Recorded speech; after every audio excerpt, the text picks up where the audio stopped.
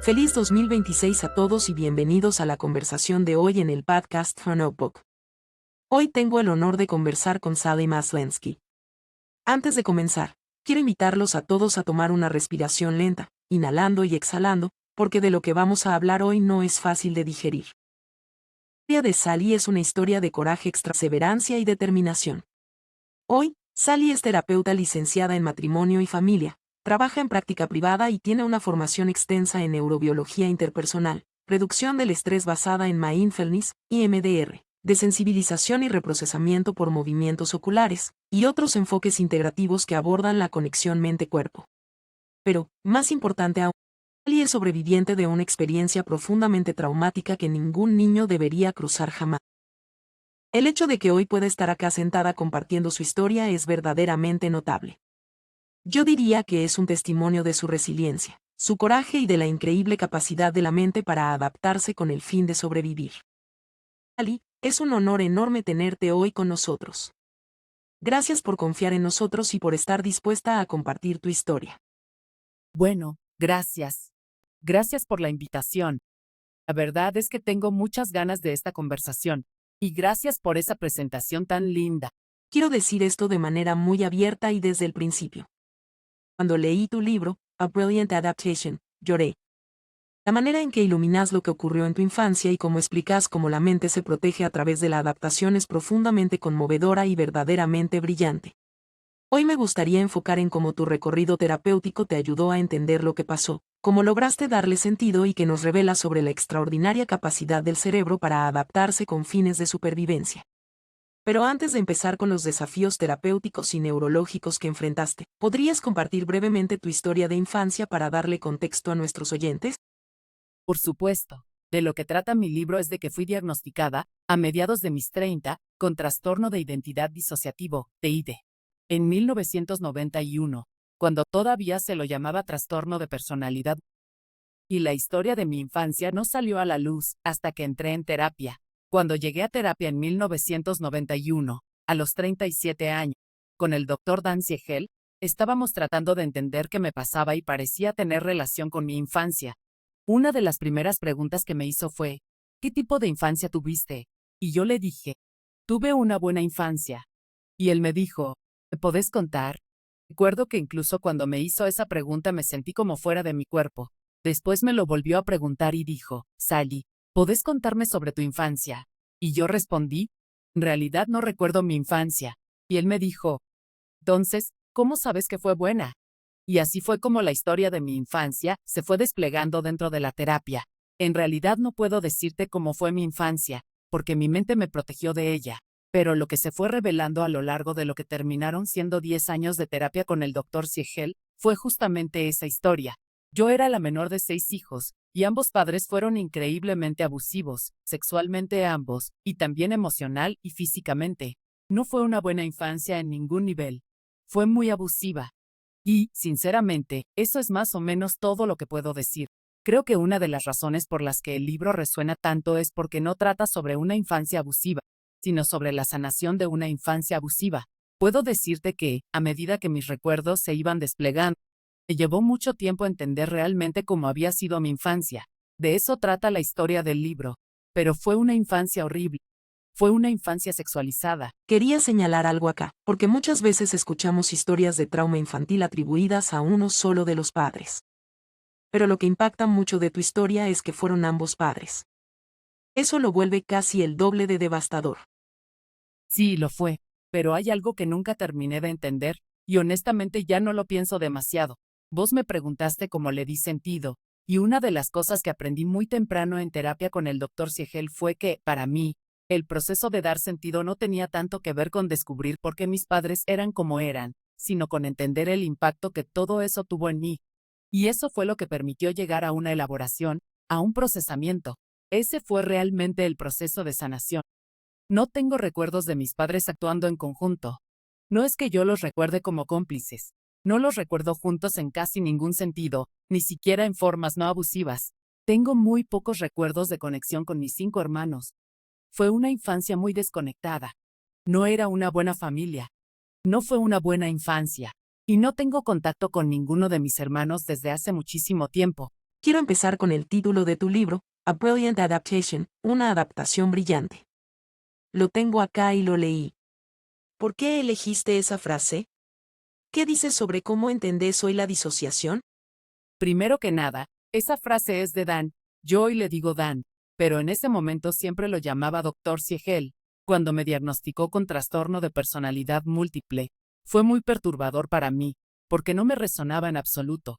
Todo lo que yo sabía sobre personalidad múltiple era la película Civil y otras similares.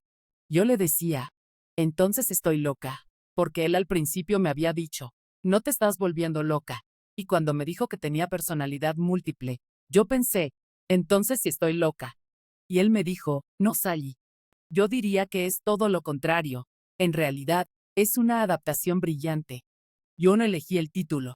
El primer título que le puse al libro fue Fear Without Solution, Miedo sin solución, que es un término de la neurociencia para el apego desorganizado. Después lo llamé The Feeling of Making Sense, pero fue mi editora y el equipo editorial quienes propusieron a Brilliant Adaptation. Y apenas lo escuché pensé, no puedo creer que no se me haya ocurrido a mí. Era perfecto. Y es importante porque el TID está extremadamente estigmatizado. Incluso hoy, siendo terapeuta y con casi 72 años, así que tengo bastante experiencia en la vida, la gente sigue atrapada en la idea de personalidad múltiple, alimentada por películas de terror como Split. Una de las cosas que espero que mi libro ayude a mostrar es que el TID es la respuesta más saludable que puede tener la mente de un niño frente a una infancia horrífica. Es una ventana a lo que la mente humana es capaz de hacer. Muchas personas no conectan inmediatamente el TID con el abuso extremo que lo provoca. Es como si hubiera una separación. Creo que muchas personas disocian, de manera normal, cuando escuchan que alguien fue abusado, especialmente por su madre. Es muy difícil de asimilar. El TID es mucho más común de lo que se cree, y no tiene nada que ver con ser raro, o tener 42 personalidades, que me parece es como la mayoría de la gente lo ve. Tiene que ver con abuso severo y temprano, cuando no había ninguna posibilidad de hacer nada para protegerse. Y creo que es fundamental no separar el abuso del TID. Y esto no termina de cerrar en la mente de la gente. Quiero decir, sé que todo el mundo lo sabe. Creo que es porque la gente no puede realmente asimilarlo. Y creo que esa es una de las razones por las que hay tanto abuso infantil. Pienso que es porque nadie puede comprender de verdad lo que eso significa. Y te cuento algo que me pasó hace poco. No fue de manera agresiva ni desde un malentendido, pero alguien sugirió algo cuando yo estaba escribiendo un texto. Esa persona señaló que, cuando me refería a algo, yo hablaba del abuso como eso. Creo que dije algo así como, hasta que eso terminó, o algo por el estilo. Y me dijeron, creo que deberías decir, hasta que terminó la violación sexual. Y yo respondí, no creo que podamos decir violación sexual cuando hablamos de alguien que fue abusada sexualmente antes de los 7 años. Creo que eso es más bien violencia sexual, y verdaderamente se trata del aspecto violento de lo que significa, para una niña muy pequeña, menor de 7 años, estar involucrada en relaciones sexualmente violentas.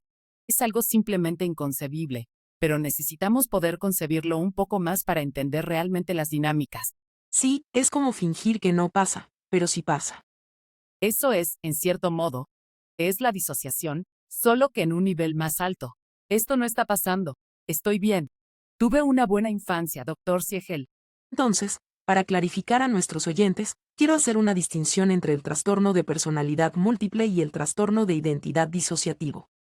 Porque sé que en el libro, como dijiste, al principio te diagnosticaron con trastorno de personalidad múltiple, y eso no te cerraba. Y al final resultó que no era exactamente eso, pero llevó un poco de trabajo llegar ahí. Claro, es que así se llamaba en ese momento. En 1991 no existía el término TID.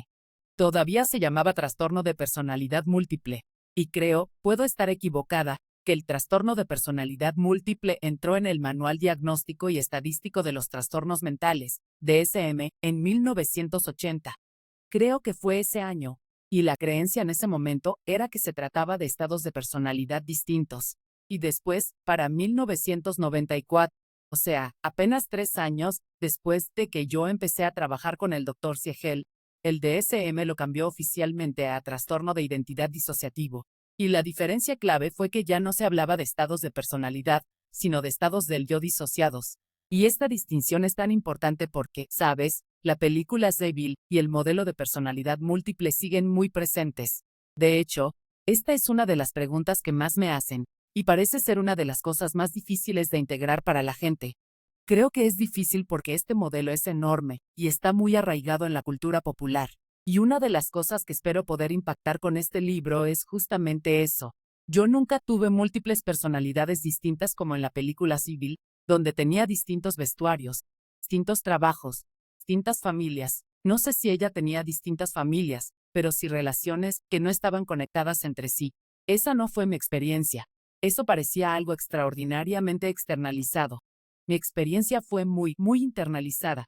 Entonces, la manera en que me gusta explicarlo, y esta es la explicación del Dr. Dan Siegel, es que el trastorno de personalidad múltiple implicaba que las personalidades eran sustantivos. El trastorno de identidad disociativo, como lo entendemos ahora, implica estados del yo disociados, que es un término bastante nuevo.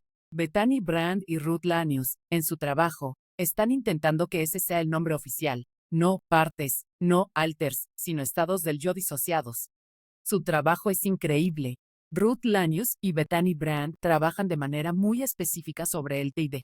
Estos estados del yo disociados, como diría Dan, son verbos, no sustantivos. Son acciones, son procesos. Y la forma en que yo lo pienso y trato de explicarlo de la manera más simple posible, porque no soy investigadora, no soy científica, no soy experta, excepto en mi propia experiencia, es la siguiente. Todos tenemos múltiples estados mentales. No, tengo un estado mental cuando estoy hablando con vos, otro cuando paseo a mis perros, otro cuando estuve enferma la semana pasada tratando de recuperarme de un resfrío, otro cuando estoy con mi hijo, otro cuando estoy con amigos. Son distintos estados mentales.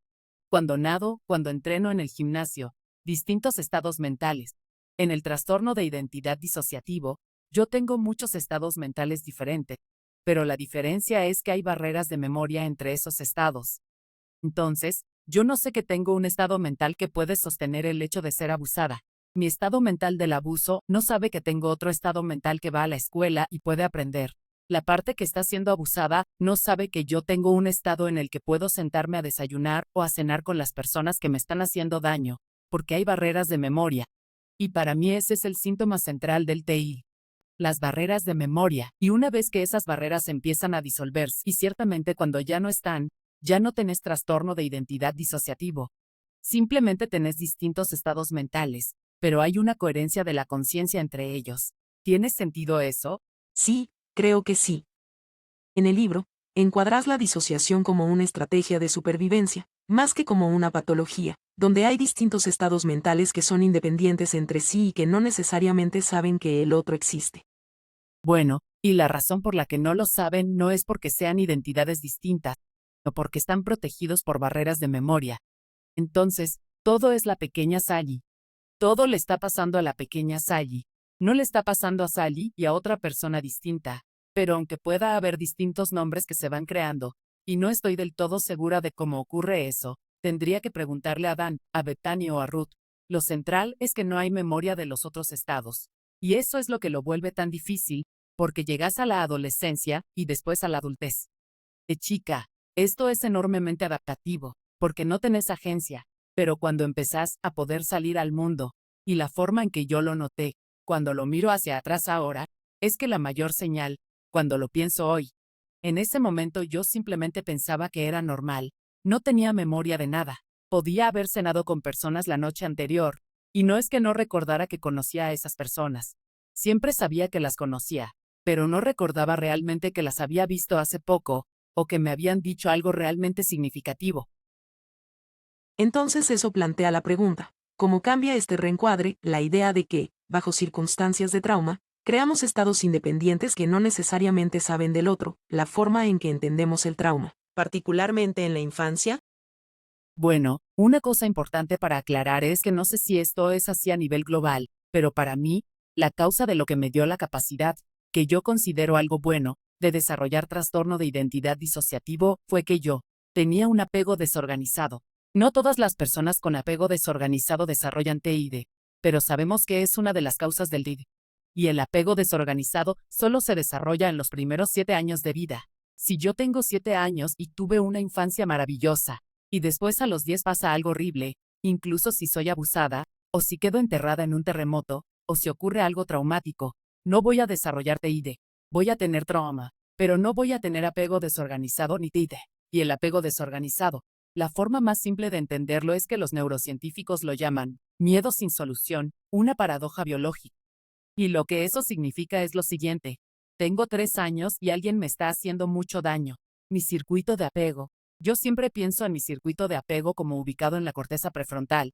Me está diciendo que vaya hacia mis cuidadores para que me cuiden, porque así funciona el apego. Estoy cableada biológicamente para ir hacia las personas que me cuidan, en mi caso, mis padres, para mantenerme a salvo. Pero al mismo tiempo, mi tronco encefálico está diciendo, peligro, peligro, aléjate de la fuente de peligro. Y cuando tenés menos de 7 años, y la fuente de peligro es la misma que tus figuras de apego, la mente no puede darle sentido a eso, y se fragmenta. Eso es lo que se llama miedo sin solución, una paradoja biológica. Quiero decir, es intensísimo. Sí, Necesito seguridad. Pero son ellos los que me están lastimando. ¿Qué hago?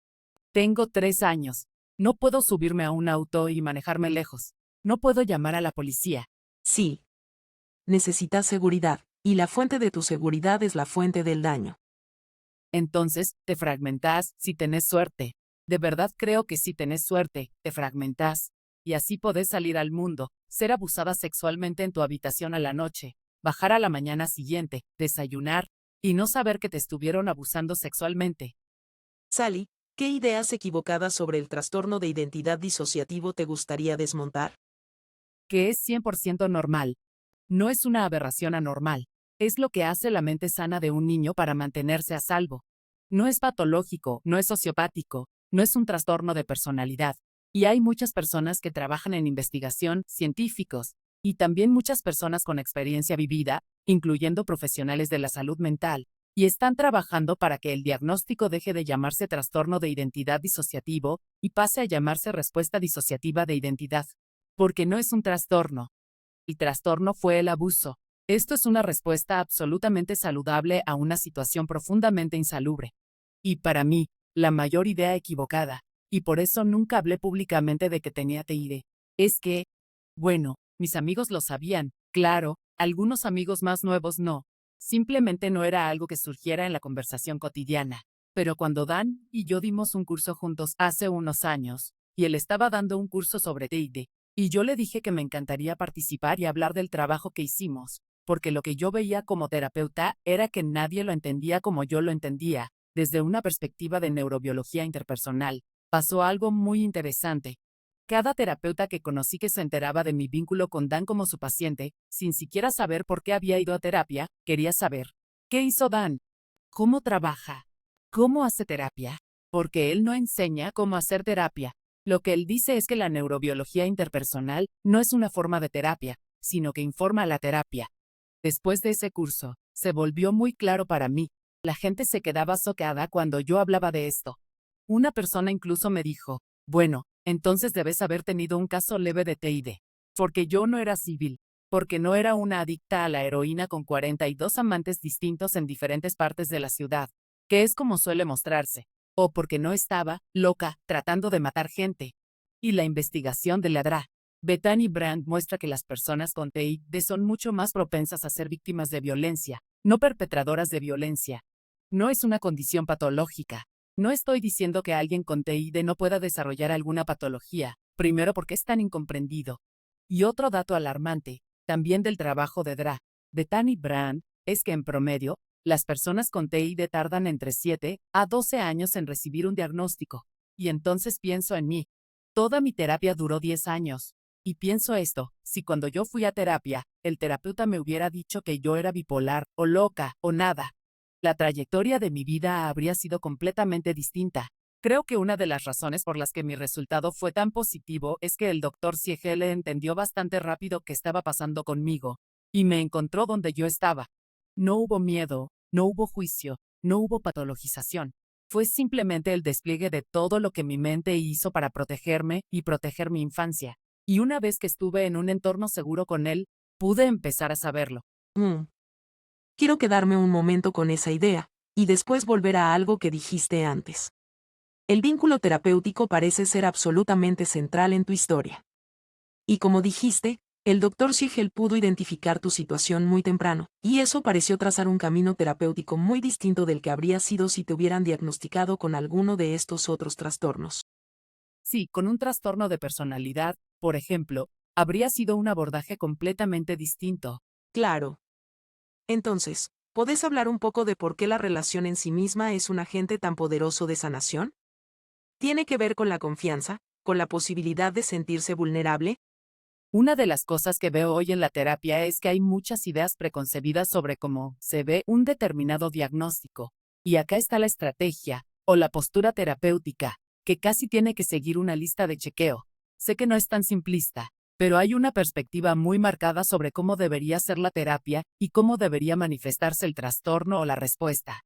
El doctor Siegel nunca fue así. No sé si él lo pensaba de ese modo internamente, pero nunca me lo transmitió. He escuchado a personas con TEID contarme que terapeutas les dijeron que no podían trabajar con ellas si seguían disociándose en sesión. He escuchado muchas historias de malentendidos y de falta de sintonía. Lo que tenía el doctor Siegel, porque entiende cómo funciona la mente, entiende neurociencia, es algo que quiero leer directamente de su prólogo, porque creo que responde a esto. Es corto, él dice. Esta obra única revela cómo nuestras mentes son moldeadas por nuestras relaciones. Y eso es lo que es la neuroplasticidad. Esta obra revela cómo las relaciones traumáticas tempranas pueden llevar a una fragmentación en la manera en que nuestras emociones, pensamientos, recuerdos e incluso el sentido del yo se desconectan como una identidad disociativa. Esta poderosa adaptación de dividir la mente para sobrevivir a una experiencia familiar abrumadora también permanece abierta al crecimiento y al cambio a través del poder sanador de las relaciones. Entonces, es justamente aquello que me dañó, las relaciones, lo que pudo sanarme. Él pudo aprovechar el poder de la neuroplasticidad a través de una relación extremadamente segura, positiva y con límites claros, en la que yo me sentí completamente a salvo. Y así, todas esas cosas que me aterrorizaban, esos estados del yo disociados, que fueron creados en la infancia, y que vivían en terror, eso era lo que yo llevaba a la terapia, terror, aunque mi vida no fuera objetivamente aterradora, y eso pudo desplegarse. Entonces, para los sobrevivientes de trauma que tienen dificultades para confiar en su terapeuta, ¿qué es lo que ayuda a construir una sensación de seguridad en ese espacio? Lo que yo diría es que esa es responsabilidad del terapeuta, no del paciente. O sea, si yo soy terapeuta y le tengo miedo a alguien con trastorno de identidad disociativo, porque en realidad creo que es trastorno de personalidad múltiple, y no tengo una buena comprensión de lo que es, o de sus fundamentos, que son abusos horribles, si me da miedo, o si no lo entiendo bien, no va a haber un entorno seguro para que esa persona empiece a sentirse a salvo y permita que eso se despliegue, si soy yo quien está orquestando como debería desplegarse en mi consultorio. Es como el apego. Y esta es mi opinión, no es. De nuevo, no soy investigadora ni científica, pero una de las predicciones más sólidas que surge de la investigación en apego, una de las más robustas, sobre cómo les va a ir a los niños en la vida, cómo van a crecer y lograr prosperar emocionalmente, no solo sobrevivir, es el grado en que sus padres o cuidadores han podido darle sentido a su propia historia de vida. Sí, es una estadística muy interesante. Es increíble, ¿no? Entonces pensalo desde una postura terapéutica. Si yo soy terapeuta y no he trabajado mi propia historia de trauma, y me llega un paciente profundamente traumatizado, y no soy consciente de mis propias cosas, va a ser muy difícil manejar eso. Por eso, realmente, los terapeutas necesitan trabajar sus propias historias de trauma para poder ser verdaderamente competentes. Y no estoy diciendo que eso se termine alguna vez. Es un proceso de toda la vida. Pero una vez que hay conciencia, por ejemplo, si estoy con un paciente y la información que me trae me da miedo, y si no hay una amenaza real e inmediata para mí en ese momento, entonces tengo que poder aprender a discernir qué es mío y qué es del otro. ¿Tiene sentido eso? Sí. Y como ya hicimos un par de episodios sobre neuroplasticidad, quiero profundizar un poco más en eso. Sabemos que la neuroplasticidad es la capacidad del cerebro para reorganizarse, adaptarse y crear nuevas conexiones neuronales a lo largo de toda la vida en respuesta a experiencias, aprendizaje, cambios en el entorno. Eso sugiere que el cerebro puede adaptarse y recablearse. Hasta el día en que nos morimos. Nuestro cerebro siempre se está adaptando, y si no somos conscientes de eso, empezamos a adaptarnos de maneras que tal vez no nos hacen bien. Sí. Entonces quería preguntarte, en tu experiencia, ¿Cómo fue que la sanación fue transformando ese mundo interno con el paso del tiempo? Bien, a ver, voy a tratar de pensar un ejemplo. Te voy a dar uno del libro, ¿sí? Pasó muchas veces a lo largo de mi terapia. Yo estaba llena de terror. El terror fue lo que me llevó a terapia. Adoptamos a nuestro hijo en un orfanato en Rumania, mi marido y yo, y desde el momento en que llegamos a Rumania empecé a llenarme de una sensación de terror. Y no tenía ningún sentido. O sea, era el mejor momento de mi vida. Habíamos adoptado a este chico, yo estaba muy feliz, y aún así estaba inundada por ese sentimiento.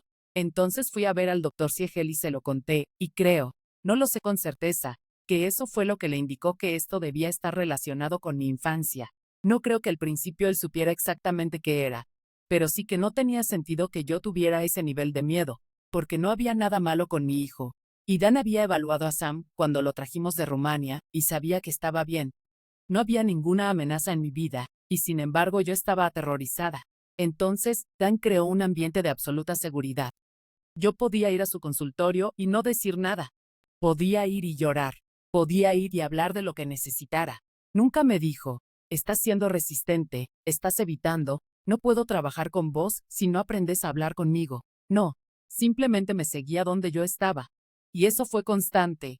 Hubo algunas pocas veces en las que él estuvo preocupado por mi seguridad, y tuvimos que abordar eso de manera muy específica, pero nunca me avergonzó, nunca me dirigió, nunca me empujó. Dan nunca me rechazó. Y hay un momento muy claro en el que creo que se produjo un cambio. Habíamos tenido una sesión extremadamente intensa, y cuando pienso hoy en los estados, no lo pienso como, de repente ahora sé que existe este estado al que le pasó esto. Lo pienso como, ahora sé esta información. Las barreras de memoria se están disolviendo. Ahora sé que esto me pasó a mí, y es horrible. Lo acabo de revivir en la sala de terapia. Lo sentí en el cuerpo. Estaba temblando, llorando. Y entonces Dan dijo algo, y yo le dije, no sé si puedo seguir haciendo este trabajo. Estoy aterrada. Y él me dijo, ¿qué está pasando? Decime qué estás sintiendo. Y yo le dije, ¿y si no soy lo suficientemente fuerte? ¿Y si no puedo saber lo que me pasó? Él hizo una pausa muy larga, de esa manera amorosa y profundamente conectada que puede tener un terapeuta en la sala. Y me dijo, Sally, vos ya sobreviviste. Ya lo sobreviviste. Y eso fue como, Dios mío, eso es la neuroplasticidad. Es como, claro, yo no soy una nena de 6 años que está siendo abusada. Soy una mujer de 37 años, o la edad que tuviera en ese momento, mamá de un nene que rescaté de Rumania. Tengo una buena vida. Ya no tengo que tenerle miedo a lo que me pasó en la infancia. Puede ser doloroso, y lo va a hacer, porque es doloroso, pero no tengo que tenerle miedo. No va a volver a pasar. Ya pasó. Y eso es la neuroplasticidad. Yo ya no era una persona que vivía con miedo. Podía enfrentar cualquier cosa. Podía ser horrible, y aún así sentir el terror de una nena, pero sabiendo que no iba a volver a suceder. Ya había sucedido. Sí. Eso es realmente muy esclarecedor. Y puedo contarte otro ejemplo que creo que es muy práctico. Cuando mi hijo tenía unos 6 años, ya lo teníamos desde hacía varios años, yo seguía viendo a Dan. Un día fui a buscar a Sam a la escuela y caminábamos por la casa. Vivíamos frente al mar, íbamos a salir a la playa, y Sam se frenó en seco en el living y me dijo, mamá, tengo que decirte algo. Yo le dije, ¿qué pasa, amor? Y me dijo llorando, mamá, a veces siento que soy el nene más solo del mundo. Yo no era terapeuta en ese momento. No tenía idea de qué hacer con eso. Por suerte, vi a Dan al día siguiente, o a los pocos días, y se lo conté, y él me dijo, Sally, sé que vos y Paul ya le dijeron que es adoptado, que viene de Rumania. Le mostraron fotos y todo eso. Pero estoy bastante seguro de que nunca le mostraste las fotos de los bebés solos en las cunas en Rumania, que era una situación desesperante. Y yo le dije, no, nunca se las mostré. Y él me dijo, creo que es momento de que se las muestres. Yo estaba aterrorizada. Pensaba que ver esas imágenes le iba a hacer algo horrible. Y Dan me miró y me dijo, Sally, tu hijo de 6 años acaba de decirte que a veces se siente el nene más solo del mundo. No sabe por qué, pero vos sí. Entonces tu trabajo como madre, y el mío como terapeuta, no es proteger a Sam de la verdad de su historia, es ayudarlo a darle sentido. Y así, cuando creció, hoy es un hombre adulto, tiene casi 37 años, está casado, tiene una hijastra. Él me dice, Mamá, todavía a veces me aparece esa sensación. Soy el nene más solo del mundo, pero sé de dónde viene. Entonces, si su esposa se enoja con él, o su jefe es un idiota, o simplemente está de mal humor, sabe que no es porque sea el nene más solo del mundo. Sabe que es algo que quedó de su historia, pero no es algo con lo que viva hoy. Eso es muy interesante. Es una gran lección. Sí, es una lección muy grande. Así que también quería preguntarte, ¿hubo algún momento en terapia en el que te diste cuenta de que estaba cambiando tu cerebro, no solo tus emociones? Sí. Bueno, sí, hubo varios. El primero, creo, fue bastante temprano, pero en ese momento no sabía qué era. Fue cuando él me dijo, ¿cómo sabes? ¿Cómo sabes que tu infancia fue buena? Y yo estaba como, un poco en las nubes, como preparándome para disociar, estoy segura. Y entonces volvió a decir, pero, ¿cómo sabes que fue buena? Y de repente estuve completamente presente. Fue como, Dios mío, no sé qué es peor, que tenga 37 años y no recuerde mi infancia, o que tenga 37 años y nunca haya pensado que era importante o significativa. Nunca. Era una mujer de 37 años con una vida muy exitosa, una muy buena vida, y de pronto pensé, sí, realmente no recuerdo mi infancia, ¿sabes? Quiero decir, en terapia, cuando él dijo, ya sobreviviste, pude. Honestamente sentí que algo se movía. Es casi como, ¿sabes cómo Oprah habla de los momentos, ajá? Yo tenía algo así. Era como si se encendiera una pequeña luz en mi cabeza, literalmente. Y creo que era una nueva conexión neuronal formándose, una chispa eléctrica. Y yo pensaba, esto lo cambia todo. Y tuve muchos de esos momentos. Todavía los tengo. Todos los tenemos, solo que no siempre sabemos qué son, ¿no? Incluso ahora, siendo madre de un hijo ya adulto, a veces me preocupo por algo y luego tengo ese pequeño momento y pienso, no, ya es grande. ¿Sabes a lo que me refiero? Él puede resolver esto. No necesito resolverlo por él. No tengo que preocuparme por esto. Él lo va a resolver. Y es como un cambio. Sí, definitivamente es un cambio. Muy interesante. Y desde una perspectiva de neuroplasticidad, ¿había prácticas diarias que ayudaran a reforzar esa sensación de seguridad del sistema nervioso? Sí, la sabía. Bueno, en el primer año. No sé, quiero decir, simplemente tratar de estar enraizada, hacer cosas como escribir en un diario. Éramos muy integrativos. Y luego, eventualmente Dan, primero me enseñó sobre la meditación, y después me enseñó la rueda de la conciencia.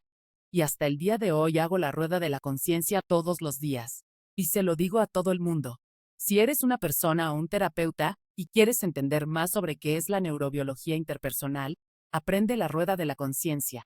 Y la rueda, en el sitio web de Dan. ¿Puedo decir esto?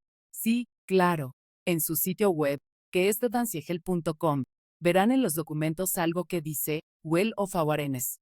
Haces clic ahí y gratis. Tienes acceso a varias versiones donde se habla de la rueda de la conciencia, se practica y se explica qué es. Absolutamente gratis. Y para mí, es como un curso intensivo de neurobiología interpersonal, porque realmente te enseña sobre la integración en todos los dominios de cómo funciona nuestro sistema nervioso. ¿Puedes contarnos un poco sobre la rueda de la conciencia? No sé qué es. Sí, entonces. Ahora voy a buscarlo. Sí, es increíble. La rueda de la conciencia te ayuda a integrar. Primero te vuelves consciente de tus 5 sentidos, luego te vuelves consciente de las sensaciones internas del cuerpo, como los músculos y los huesos, y después vas más adentro, el estómago, el corazón, los pulmones.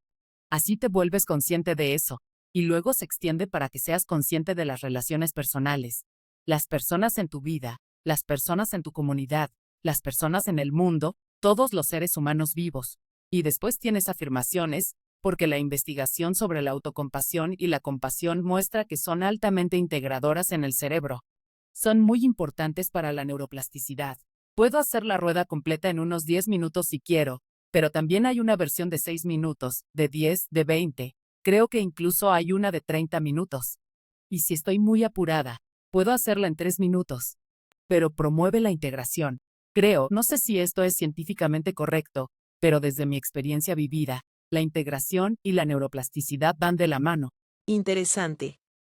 Definitivamente voy a buscar esa de 6 minutos. Es una herramienta increíble, y él tiene cursos sobre ella. Hay todo un curso dedicado a la rueda de la conciencia. Es realmente increíble. Así que quería preguntarte, quiero volver a la idea de la confianza. Por lo que he leído, la confianza es una experiencia neurológica tanto como emocional. ¿Cómo dirías que el cerebro aprende a confiar de nuevo después de un trauma en la infancia? Entonces, nuevamente, aprovechando, teniendo, siendo capaz de aprovechar el poder de las relaciones y la neuroplasticidad, ¿verdad? Porque las relaciones son lo que cambia nuestra experiencia cerebral, cambia nuestro cerebro. Primero que nada, dentro de la relación terapéutica, el terapeuta tiene que entender que el hecho de que no confíes en él no tiene nada que ver con patología, no es porque estés diciendo que es una mala persona, simplemente va a tomar tiempo, no hay que personalizarlo. Es algo que aprendimos, pero cuanto más puedas encontrarte con alguien donde estás, estar bien con donde estás, y no apresurarlo a ser como tú crees que debería ser ahora. Eso es lo que desarrolla la confianza.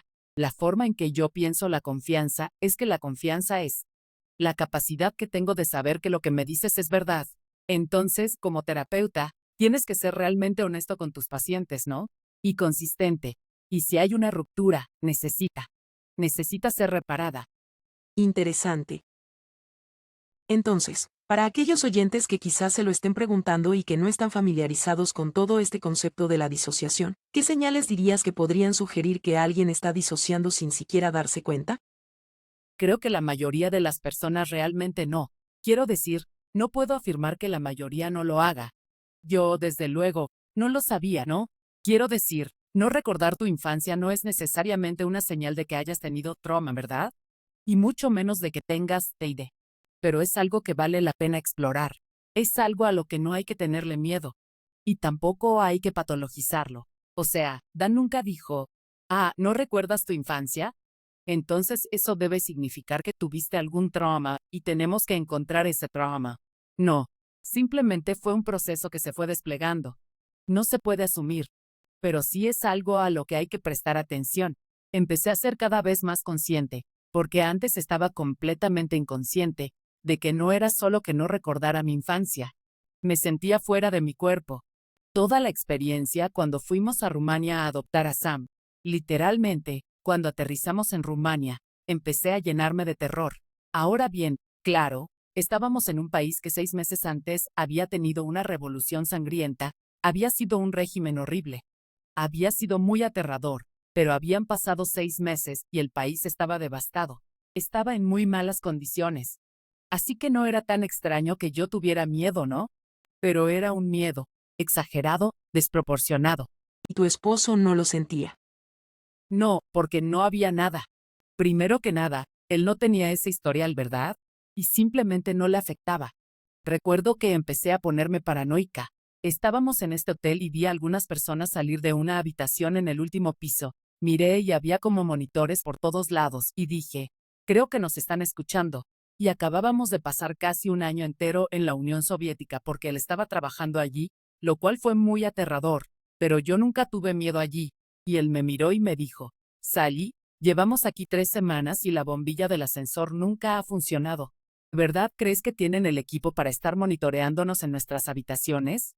Él fue tan práctico con eso, y yo estaba simplemente aterrorizada. Y no tenía sentido. Y cuando hablé de esto con el doctor Siegel, él estaba tratando de ayudarme. Tratemos de entender por qué estabas tan asustada. Y no había ninguna razón para que yo estuviera asustada allí. Así que fue entonces cuando empezamos. Cuando él empezó a hacerme preguntas sobre la infancia. Y creo que esto está en mi libro. Entonces, es el proceso de darle sentido, making sense. Por eso originalmente titulé el libro Making Sense. Bien, entonces el proceso de dar sentido. Estas son definiciones del libro de Dan, Pocket Guide to Interpersonal Neurobiology. Dar sentido es un proceso de ordenar la memoria, la experiencia del aquí y ahora, y la imaginación, de tal manera que creemos una imagen coherente de la esencia de lo que está ocurriendo en nuestras vidas. Dar sentido puede verse como un proceso integrador que vincula nuestro pasado, nuestro presente y nuestro futuro potencial, de una forma que permite que estos elementos, pensamiento, sentimiento, memoria e imaginación, nos sitúen en un mundo social de experiencia. Así que cuando él y yo empezamos a hablar, creo que se dio cuenta bastante rápido de donde las cosas no tenían sentido.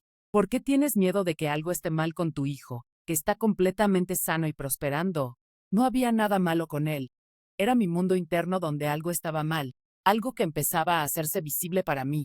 Y si piensas en eso, cuando dice que dar sentido es integrador, que conecta pasado, presente y futuro potencial, y que permite pensamiento, sentimiento, memoria e imaginación, bueno, esas eran exactamente las cosas que para mí tenían barreras de memoria. Mi pasado tenía barreras de memoria. Mi presente no lo estaba codificando de ninguna manera, porque no recordaba las cosas. Mis pensamientos, mis sentimientos, estaban todos separados. No tenía sentido. ¿Crees, Sally, que si no hubieras pasado por el proceso de adoptar a un hijo, o incluso de tener un hijo, no habrías pasado por este proceso de sanación? Creo que es muy significativo que haya adoptado a Sam, y especialmente bajo esas circunstancias. ¿Sabes? Tenía una gran fantasía que descubrí en terapia. Desde joven siempre había esperado ser rescatada por un padre, como un padre realmente bueno. Y creo que yo rescaté a Sam. Y creo que Dan y yo lo hemos hablado. Y pienso que eso probablemente fue el detonante. De hecho, creo que se lo dije una vez a Dan. Y no creo que estuviera de acuerdo, pero yo creo que es verdad. Creo que si hubiera dado a luz a una niña, especialmente, habría sido una historia completamente diferente. Y no creo que hubiera matado a nadie ni sido horriblemente abusiva. Pero creo que podría haber tendido hacia eso. Creo que habría buscado ayuda, claro. Pero quizá no habría encontrado al Dr. Siegel. Conocí al Dr. Siegel porque adoptamos a Sam y lo llevé para que lo evaluara. Así que, en cierto modo, todo salió muy bien. Pero creo que si hubiera tenido una niña como yo, esas conciencias de enojo y demás, sin ninguna comprensión de dónde venían, podrían haber sido abusivas. Sí, creo que habría sido una trayectoria completamente distinta. Interesante. ¿Qué significa para ti la plenitud ahora, después de la integración? Para mí, la plenitud significa que no tengo barreras de memoria. Puedo recordarlo todo ahora, sin que me persiga de ninguna manera. Así que no me paso el día pensando en lo específicamente horrífica que fue mi infancia, nunca. Pero sé que tuve una infancia horrífica, y ya no es. Ya no es un momento definitorio. No tengo miedo, sí, y de vez en cuando pasa algo y siento ese pequeño miedo. Y en el momento en que me pregunto, ¿por qué tengo miedo? Me doy cuenta. Esto viene del pasado, y se va de inmediato. Es como un viejo remanente. La sanación rara vez es un camino lineal. ¿Cómo se navegan los retrocesos sin interpretarlos como un fracaso? Bueno, ¿te refieres a retrocesos dentro de la terapia? Sí. Porque el doctor Siegel nunca lo vio como un fracaso. Nunca. Y yo sí, yo decía, oh, fracaso. Y él me decía, no, no es un fracaso, Sally. Decía algo como, todo es información, estamos avanzando, no es un fracaso. Entonces, cuando tuve que ser hospitalizada, pensé, y luego tuve que ser hospitalizada otra vez, y pensé, otra vez estoy siendo hospitalizada. Y eso también es parte de lo de la neuroplasticidad. Él decía, Sally, eres humana, ¿verdad? Esto es algo que ha surgido, lo estamos abordando. No es un fracaso, es simplemente parte del camino. Entonces, ¿cómo se diferencia entre afrontar, coping, y una sanación verdadera? Bueno, creo que hay una cierta facilidad cuando uno ha sanado, y más bien una sensación de incomodidad, de malestar, cuando solo estás afrontando. Ahora bien, yo afronto muchas cosas. Soy terapeuta, estoy tratando de publicar y promover un libro, pero hay una facilidad en mi vida, incluso cuando las cosas no van bien, que antes no existía. No me, no me activo fácilmente. Quiero decir, de vez en cuando. Estoy tratando de pensar, pero se va muy rápido. Estoy tratando de pensar en un ejemplo.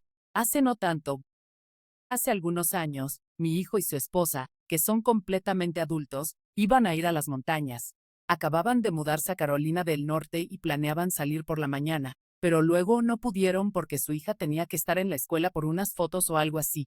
Así que no iban a salir ahí hasta como las 4 de la tarde. Y cuando escuché eso, era esta época del año, pensé inmediatamente, ya sabes, mamá en modo control, y dije, Dios mío, van a salir a las 4. Eso significa que a las 5:30 ya va a estar oscuro, y Sam nunca ha manejado en las montañas, y me lo imaginé cayéndose por un precipicio.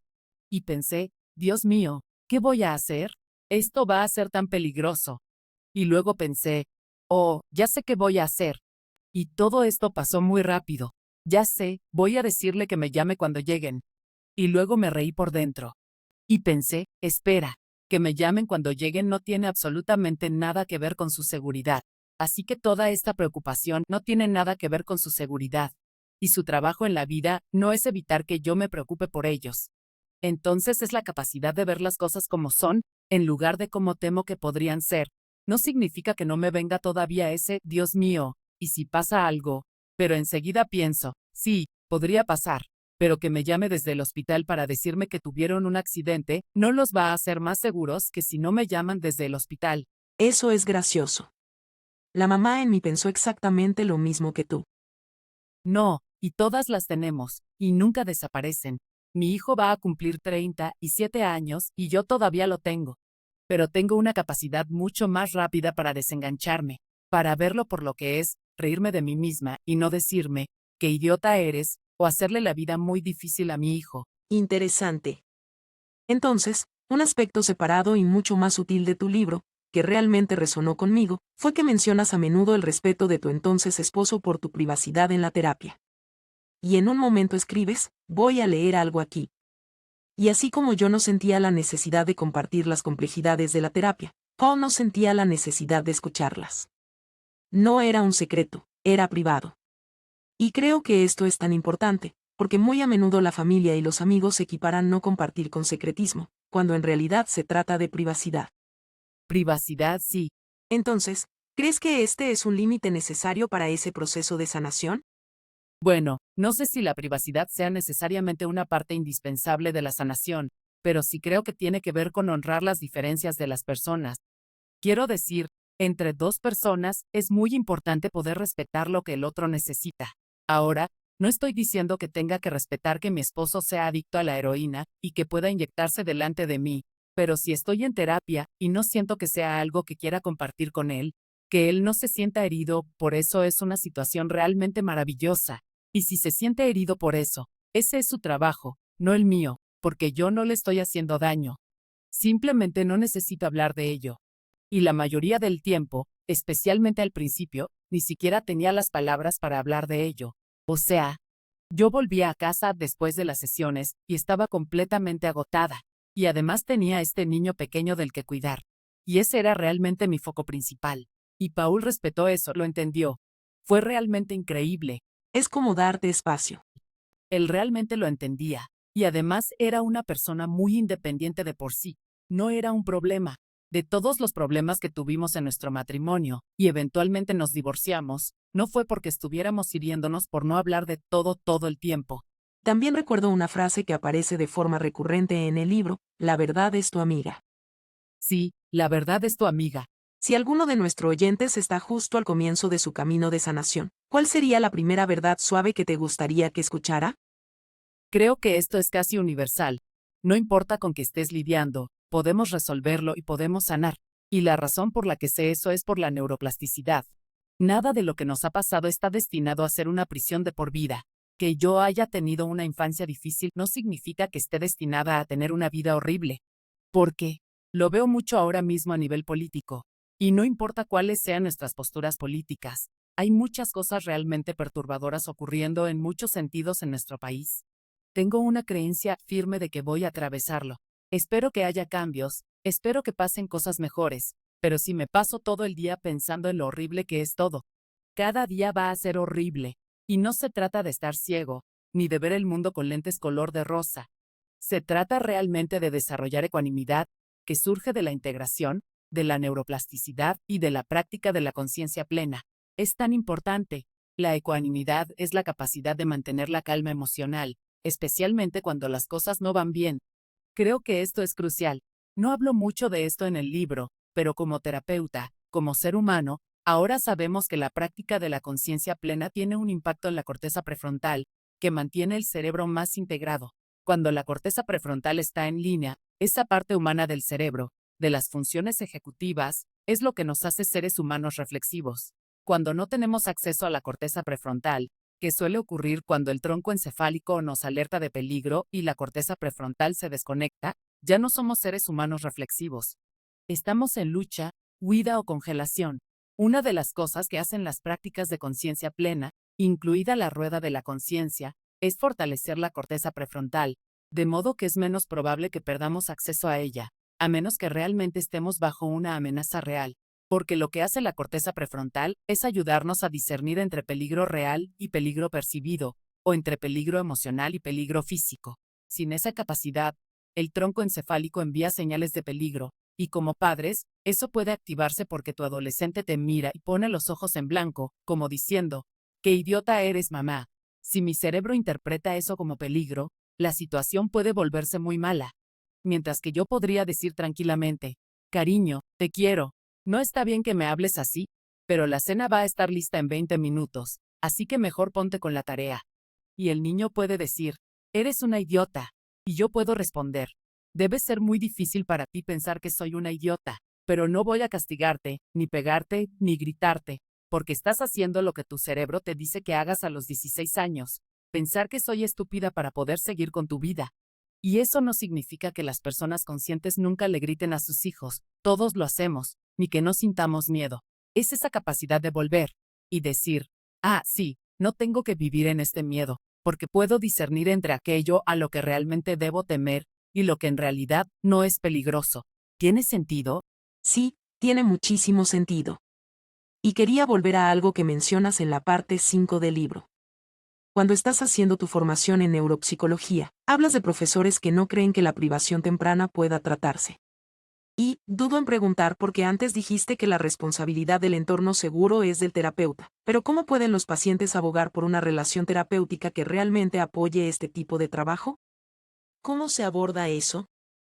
Es difícil, porque cuando yo estaba en la universidad, empecé en mis 40, no obtuve mi maestría hasta terminar la terapia con el Dr. Siegel. Yo esperaba que me enseñaran lo que yo había aprendido como su paciente sobre mi mente, sobre el cerebro. Nunca ocurrió. Eso fue a finales de los años 90. No se enseñaba. Vivo en una ciudad universitaria con muchas universidades alrededor, y no escuché a nadie enseñarlo. Quizás había alguna persona aislada, pero no había cursos sobre esto. Si mi hijo me dijera que quiere ir a terapia, yo le diría, esto es lo que tienes que buscar. Necesitas a alguien que esté formado en neurociencia. No tienes que ser neurocientífico, pero tienes que entender la neuroplasticidad. Creo que también tienes que integrar prácticas de conciencia plena. No tienes que ser budista, pero tienes que comprender el valor neurocientífico de estas prácticas. Y creo, lo siento, que tienes que conocer a personas como Dan Siegel, Ruth Lanius y Bethany Brand. Ruth tiene un libro nuevo sobre las vías sensoriales para sanar el trauma y, en mi opinión, es la mayor experta mundial. Dan escribió el prólogo. Es una de las principales expertas, si no la principal, en el impacto del trauma en el cerebro. Si no entiendes que el trauma tiene un impacto en el cerebro, no va a cambiar mucho. En mi opinión, tienes que ser brain savvy para ser un terapeuta competente. Como paciente, y sé que el sistema es terrible, con los seguros y todo eso, reconozco plenamente que cuando yo veía al Dr. Siegel, él no era todavía la figura mundialmente reconocida que es hoy. Tenía 34 años cuando empecé a verlo. Pero supe de inmediato que estaba en buenas manos. Nunca me sentí en riesgo. Y todavía me sorprende escuchar a colegas no cercanos que no entienden la neuroplasticidad o no conocen la diferencia entre trastorno de personalidad múltiple y TID, o no creen que la atención plena funciona. Sabemos que funciona, y no es solo para estar calmados. Se trata de cambiar el cerebro de la forma en que quieres cambiarlo. Si no sabes estas cosas, especialmente trabajando con trauma, y la mayoría de nosotros tenemos algún tipo de trauma, no va a funcionar. El trauma debe ser honrado, y tienes que creer que puede resolverse, que puede hacerse sentido y que se puede seguir adelante. Eso es muy poderoso. Sí. Quiero preguntarte una última cosa de tu libro. Hablas de la ventana de tolerancia. ¿Cómo funciona y cómo puede utilizarse en las interacciones cotidianas? Pienso en ella todo el tiempo. De hecho, cuando me preguntaste si hubo momentos en los que sentí un cambio, fue con la ventana de tolerancia. Cuando pienso en la ventana de tolerancia, por ejemplo, tengo dolor de rodilla, pero ya me evaluaron, no necesito cirugía, y sé que es más bien incomodidad. Así que necesito encontrar una manera de tolerar la incomodidad de mis rodillas y dejar de llamarlo dolor, porque no es realmente dolor, es una sensación. Pero lo que noté es que empecé a favorecer una pierna sobre la otra, hasta el punto de no usar una. Neuroplásticamente, esa pierna se vuelve inútil. Entonces ahora tolero la sensación y digo, No es dolor, es sensación. Está un poco rígida, pero no hay nada malo con mi rodilla. El dolor está en mi cerebro, no en la rodilla. No digo que no haya rigidez. Tengo casi 72 años, algo de artritis, pero no es una situación grave. A veces me encuentro pensando, hace poco tuve un resfriado y estuve en cama un par de días, y pensé, Dios mío, nunca voy a poder caminar porque mis rodillas duelen por estar en la cama. Y luego me dije, no, ventana de tolerancia. Amplía la ventana. Sally, tienes un resfriado. Está bien descansar. Tienes mucho que hacer en las próximas semanas.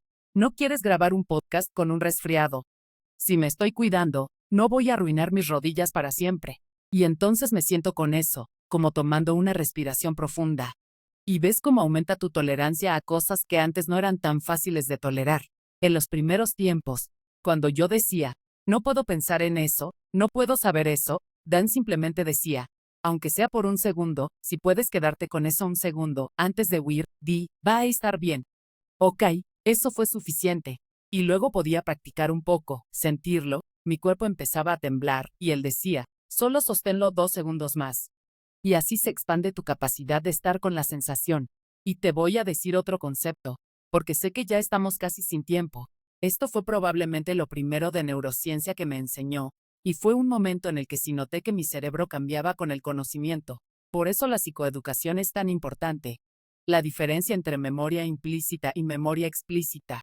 La memoria explícita. Cuando recuerdo algo, sé que es del pasado.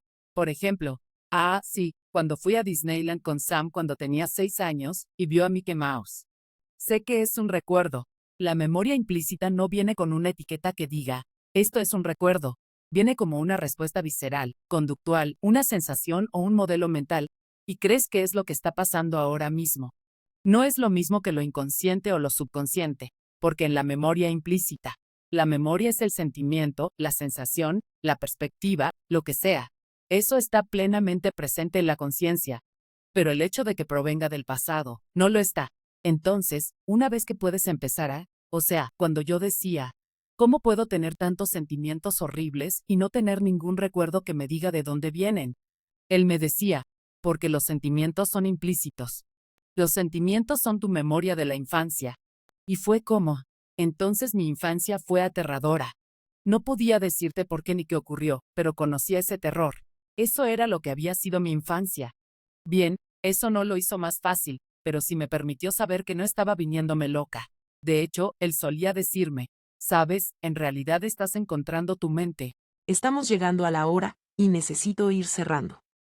En el podcast For Notebook tenemos la tradición de invitar a nuestras invitadas a compartir con nuestros oyentes consejos prácticos y accionables. Así que la pregunta para ti es, para las personas que nos escuchan y se sienten rotas, o sienten que han vivido demasiado, sea cual sea su definición de trauma, ¿qué te gustaría que entendieran sobre la capacidad del cerebro para adaptarse y sanar? Lo que yo diría es, primero que nada, honrar el dolor. Lo entiendo, y es real. Pero todos tenemos un superpoder, y ese superpoder es la neuroplasticidad. Y cuanto más entendemos la neuroplasticidad, que en su forma más básica es la capacidad del cerebro para cambiar con la experiencia, más claro se vuelve que podemos elegir cuáles serán esas experiencias. Entonces, si yo me siento loca por lo que siento, y me repito una y otra vez estás loca, estás loca, estás loca, voy a crear una red neuronal, un modelo neural, que refuerce esa idea de que estoy loca. En cambio, si intento mantener viva, aunque sea un poco de esperanza, esperanza de encontrar un buen terapeuta que pueda ayudarme, de realmente sostener esa esperanza, eso cambia las cosas. Porque sanar es 100% posible. No es posible borrar lo que ocurrió ni cambiarlo, y no queremos hacer eso. Lo que queremos es poder resolverlo y darle sentido.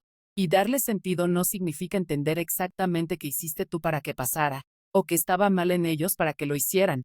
Significa empezar a comprender el impacto que eso tuvo en ti. Y eso puede empezar a ayudarte a soltarlo. O a sanar. Y aunque parezca muy básico y sencillo, y en cierto modo lo es, no es fácil, y lleva tiempo. Así que ser muy amable y amoroso contigo mismo, sea cual sea el dolor, hay una razón para él. No te lo estás inventando, pero sí hay una salida. Y con eso, agradezco a todos nuestros oyentes por acompañarnos hoy, y un agradecimiento muy especial a ti, Sally, por estar con nosotras y por tener el coraje de compartir tu historia con el mundo. Muchas gracias por invitarme. Ha sido un verdadero placer. Y realmente espero que mi libro pueda llevar esperanza a las personas y ayudarlas a encontrar la neuroplasticidad como un camino hacia la sanación. Y también a los terapeutas. Creo que lo hará. Gracias. Si te gustó lo que escuchaste, te pido humildemente que sigas y te suscribas para más contenido. Hasta la próxima. Recuerde, entender nuestro cuerpo es el primer paso para empoderar nuestra mente.